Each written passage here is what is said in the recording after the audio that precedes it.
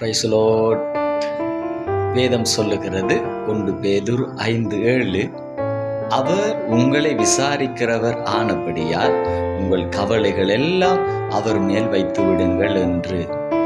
உங்களுடைய வாழ்க்கையிலே நீங்கள் நம்புகிறவர்கள், நீங்கள் நேசிக்கிறவர்கள், உங்களுடைய உறவுகள் ஒருவேளை உங்களை விசாரிக்க மறந்திருக்கலாம். நீங்கள் கவலைகளோடு இருக்கலாம்.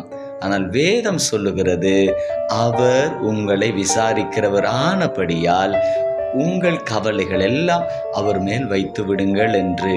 இயேசு ஒருவர் இருக்கிறார்.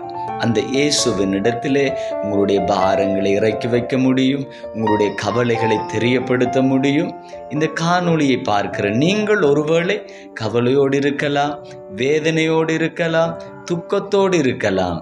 ஆனால் பைபிள் வேத வசனம் சொல்லுகிறது, அவர் உங்களை விசாரிக்கிறவர். அவர் உங்களை விசாரிக்கிற தெய்வம்.